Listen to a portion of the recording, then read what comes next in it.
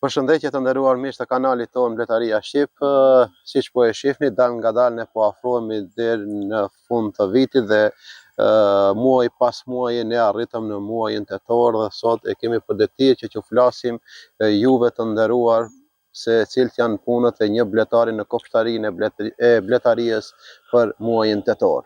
Muaji tetor është një muaj i ma pak i lodhshëm kisha me thonë për bletarët, nga se nuk ka shumë angazhime, po ka kontrolla rutinore, kështu që mund të jemi më të relaksuar gjatë këtij muaji. Nëse ke pajtim diçka në mend detaje me treguhan, urdhëro dhe na trego. Halil, tek muaji tetor, mirë thave që është muaj më relaksues, kështu si kisha thonë, sepse puna intenzive të bletët bie dukshëm. Ajo çka kishim shtu tek këtë muaj, sidomos në zonat e ngrohta, pjesa e Shqipërisë bën pjesë këtu, për arsye se atje është klima mesdhetare dhe sigurisht se është, domethënë, temperatura më e ngrohtë. Mund të ketë edhe sjellje të polenit më të shumta, nektar, ndonjë bim ose pemë, eventualisht varësisht nga zona ku janë. Ndoshta disa bletarë nuk i kanë larguar edhe katët, mund të largohen katët edhe në muajin tetor, kur temperaturat janë mbi 15 gradë Celsius. Në muajin tetor, disa bletarë të cilat varen tek kolonitë e tyre mungesë ushqimi, kisha thonë që kanë mundësi të japin sirup invert. Edhe pse teoretikisht shënon që data e fundit është 20 shtatori. Por kur kolonia është në hall ushqimi, më mirë është të intervenohet me sirup invert, se sa në të themi ka mbaru koha dhe ti më nuk ke ushqim, apo? Shumë shpesh të kanë pyet Halil, a lejohet të hedhim pugaçe, pjesa e ngurtë e ushqimit, që vendosen mbi korniza për bletarët fillestar që nuk e dinë. Ne mund të themi që më e mira është mjolti në koshere dhe në korniza. Sesa ushqimi i ngurtë mbi korniza. Raste të rrezikut, raste të patjetërsueshme, atëherë mund të themi që mund vendosen edhe pogaçe të cilësisë së mirë. Muaji tetor mund të themi që është edhe muaji ku bletari fillon dhe bën një plan për vitin e ardhshëm. Në qoftë se ke fillu me 5 koshere, ti si bletar mund të planifikosh çka mund të bëjmë vitin tjetër. Po para se me shtu, Halil, numrin e koshereve ju kisha thonë që shtoni dijen. Sepse dija është patjetërsueshme. Na falni se ki muaj mos harrojmë se është muaji i ftokjeve. Muaji i griprave të ndryshëm. Ashtu. Prandaj kemi edhe mjaltin që të shërohemi, të kurohemi. Po. Mos harro, pastaj do të tregojmë disa receptura. Në muajin tetor, bletarët të cilët i kanë kosheret e tyre jashtë vendbanimit, në largësi, preferohet që spaku në 10 ditë ose 2 javë të vizitohen, vetëm nga jashtë. Të shohim sepse të rreshrat e shiut shpeshherë ka shans që toka zbutet dhe pesha e koshereve mund që të shkaktojë edhe rrëzim të koshereve. Të shohim eventualisht sigurohen nga errët e forta, bora që vjen e kështu me radhë. Domethënë të kujdesemi nga pamja e jashtme e tyre që të jenë të sigurta për muajin dimrim. Në temperatura të mira, sidomos me diell, kur temperaturat kemi thonë çdo herë janë mbi 15 gradë, kur shohim lëvizje të mira të bletëve, mundesh ndonjë koloni ta kontrollos nëse dyshon për ushqim. Atëherë mund të shtojmë ushqim siç e përmendëm pak më herët. Patjetër, në këtë muaj është edhe ushqimi shumë me rëndësi, në qoftë se edhe pse kemi fol për muajin e kaluar se ushqimi është i rëndësishëm, edhe këtë muaj duhet të ketë parasysh bletari që ushqimi të jetë i volitshëm dhe i bollshëm brenda kosherës, që të mos të vijë rasti që bletat mos ta kaloj dimrin.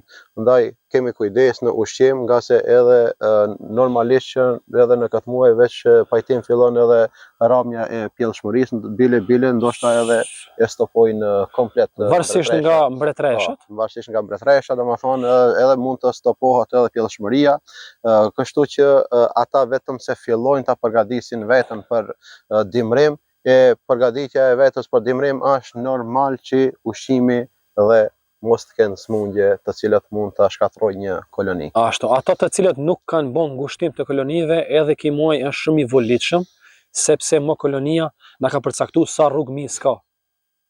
Pjesët të cilët nuk i mbulon me mizë është mirë që të ngushtohen. Për ngushtimin kemi apostafat epizod në kanal tashmë të ngarkuar. Ruajtja në kornizave e kemi cek se mund të ruhen pa asnjë preparat, thjesht ja ku e kemi mbrapa nesh. Kemi domethënë 4 arka një mbas një me anë të ventilimit. Ventilim ka poshtë ose forma, në thënë forma e oxhakut. Pa vendos asnjë preparat brenda hiç as pak. Kjo është një formë ideale për ta ruajtur gjatë domethënë dimrimit. Kemi epizode edhe për këtë, special në kanalin tonë. Jemi të nderuar dhe të privilegjuar ne si bletar që kemi mjaltin tonë natyral, nga se ky muaj thamë edhe më herët që është një muaj shumë i smundjeve edhe tek njerëzit, jo vetëm tek bletët, po ka gripra të ndryshëm, ftofje dhe kështu me radhë, andaj ne i sugjerojmë edhe bletarët cilët e kanë mjaltin e vet që t'i përgatisin disa receptura natyrale me mjaltin e tyre, e që është për rritjen e imunitetit, të mbrojtjen nga ftofti e kështu me radhë, e për rritjen e imunitetit, shembull mund ta kombinoni mjaltin me farën e zezë dhe me ginger dhe spirulin. Pastaj për kolliqe mund të kombinohet mjalti shumë mirë, shkon me kepën e kuqe dhe ajo me njëherë të ndalon dhe disa pika të propolisit, ata cilët veç e kanë produktin e propolisit. Ne tash po kalojmë në një temë tjetër, po me që jemi si bletar dhe jemi pak më të relaksuar, atëherë kemi kohë të bëjmë edhe si çfarë lloj receptura si për neve dhe po ashtu edhe për familjarët tonë. Domethënë kepa e kuqe është e mirë, kombinim siç thash, pastaj mund të kombinojmë mjaltin me limon, i cili ka vitaminën C dhe e forcon njeriu, dhe kështu me radhë janë disa receptura që ka edhe vetë ne si bletar mund t'i konsumojmë bashkë me familjet tona dhe ta përkujtojmë mallin e domethënë kopshit gjatë kohës kur rrim neve në shtëpi. Ashtu. Halil edhe një pjesë tjetër mos harrojmë, shumë pyetje na kanë ardhur, a lejohet trajtimi i kolonive por varroa në muajin tetor. Ju që nuk keni bën trajtime në muajin shtator, lejohet të bëhet edhe trajtim në muajin tetor. Sepse pjellshmëria është shumë e vogël, varroa tashmë ka dalë nga pjella dhe goditja nga preparati do të jetë fatale për varroan. Kështu që në temperatura të volitshme dhe në bazë të udhëzimit të preparatit që përdorni, mund bani trajtimin e fundit për këtë vit. E trajtimi bëhet me anë të? Po siç kemi përmend, pjesa mitrazit që është ndaluar po duhet cekin, sepse tashmë praktikohet nga shumë bletar fatkeqësisht acidi formik dhe acidi oksalik, i cili nuk ka mbetje dhe është organik tërësisht. Metimosje. Metimosje me avullim. Me avullim faktikisht. Acidi oksalik me avullim. Me avullim. Po ashtu kemi edhe shirita, të cilat kanë temperaturën e caktuar se kur duhet të përdoren. To pra ishin disa pikat, mendoj pajtim që për muajin tetor janë më se të nevojshme dhe pikat shkurta, neve vetëm sa për formalitet mund të hapim një kosher, por nga jashtë, vetëm ta shiqojmë se si është gjendja e një. Kemi një erë të lehtë të ftohtë, shohim se ka lëvizje të bletave dhe po sjellim polen, ja ku i shoh për momentin duke fol, por nuk do t'i nxjerrëm kornizat për arsye se i kemi përgatit, i kemi ngushtuar dhe mos t'i shqetësojmë. Nuk ka nevojë për të hapë.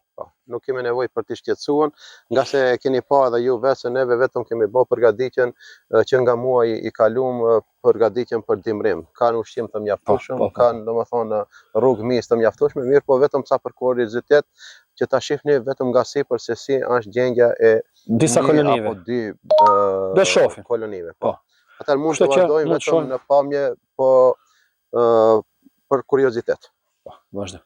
Siç thamë atëherë të shohim kornizën nga lart si janë gjendje. Nuk kemi as tim se as asgjë që me veti. Bismillah. Opa, kjo shqetëson pas. Mashallah. Përgatitja. Shife si shtam se kemi bo vetëm se në ngushtimin, kjo është drasa ndarse, kurse kjo korniza ka qenë me mjalt, të cilën kemi zhvullos, kur e kemi vendos në skaj këto. Porta nga kjo pjesë, domethënë është mbyll, deri në gjysmë për arsye që mos kemi grabiqar nga anash. Nga sipër duket alil perfekt. Nuk janë në lam zhdimror, po janë të super në formë. Kjo është e kolonia, kisha thonë, numër 1. Vazhdojmë një koloni tjetër, alil. Hajde këtë koloni këto, me një të radhës. Bismillah.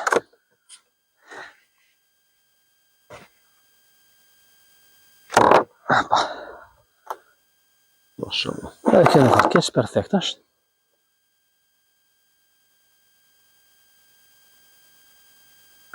Ndoshta në një ditë me diell të mirë ka shans të bëjë një kontroll, eventualisht të ngushtohet, largohen këto dy korniza nëse është e nevojshme.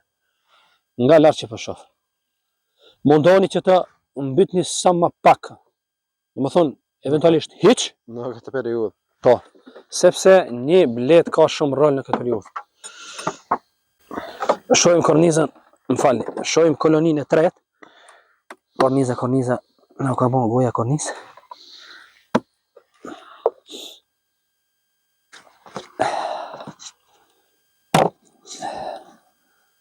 Mashallah, edhe kjo është perfekt.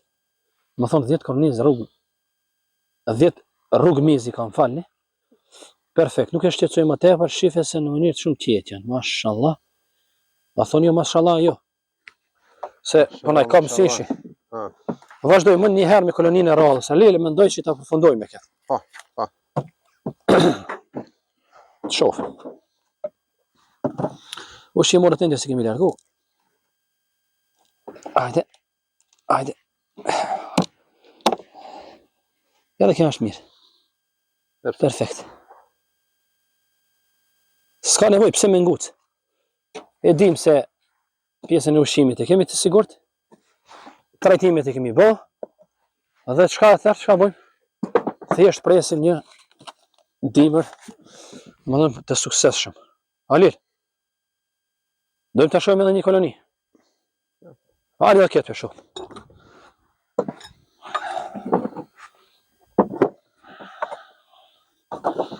Për hyrë të shikuzve, edhe këtë koloni, edhe përfundojmë. Ashtë. Perfekt. Mirë është. Mos të shqetësojmë. Ka shans të bëjë një ngushtim këtu, si thash më herët. Në një ditë mirë me diell, fluturime të mira, eventualisht në ato që dishojmë, mund të bëjmë ndonjë kontroll eventuale. Halil, unë me kaq e kisha përfundu këtë epizod. Gjithë juve që ju ka pëlqyer kjo epizod, ju lutem mos e kurseni një like për të vazhduar me epizode tjera. Shpresoj që të keni mësuar diçka të re. Në emrin tim dhe në emrin e Halilit ju përshëndesim dhe ju falenderojmë për zemërsisht. Shihemi në muajin nëntor. Mirëmbëçi. Kalofshi mirë.